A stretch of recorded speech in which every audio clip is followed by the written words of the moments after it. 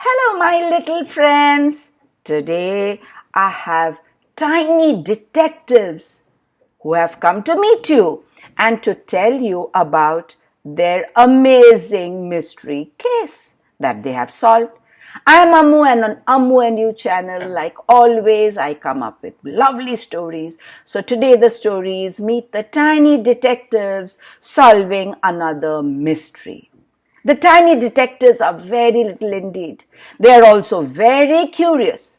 That's why they live in a bookcase, because even the littlest of people can find answers to big questions if they dive into a book. And that is exactly what the tiny detectives do best.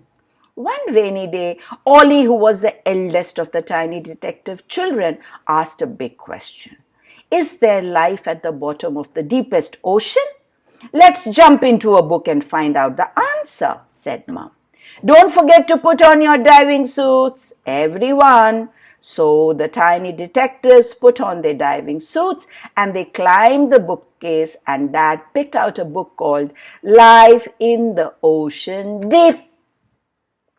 Then he wound the red story thread around his waist so they could get back out of the story at the end of their adventure.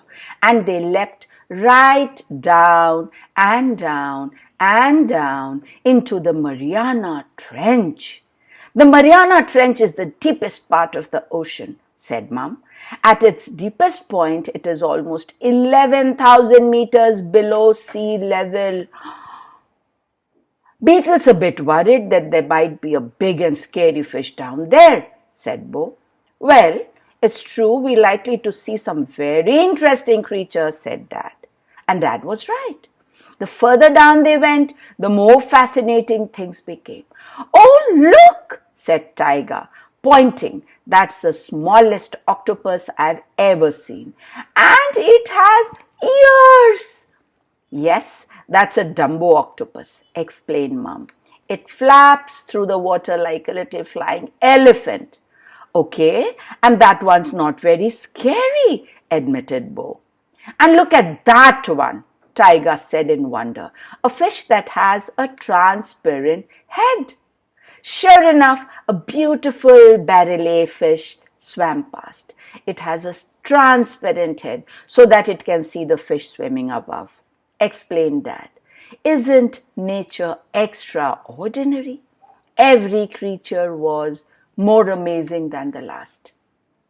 Those jellyfish look like underwater rainbows, said Tiger, as comb jellies wafted past them, their bodies and long tentacles turning different colors as they swam.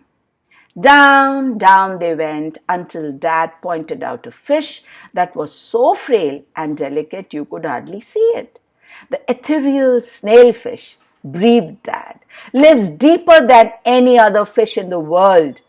And it's kind of sweet, said Tiger. It's pink and not much bigger than us.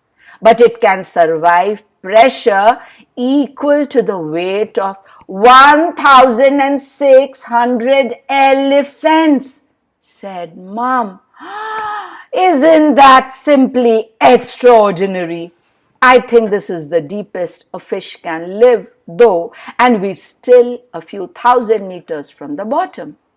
They had found out the answer to their big question, so Dad gave 3 big tugs on the story thread, and up, up, and up they went through the waters. But as they went, they bumped into a fish that was much bigger than the ethereal snailfish and a lot less sweet.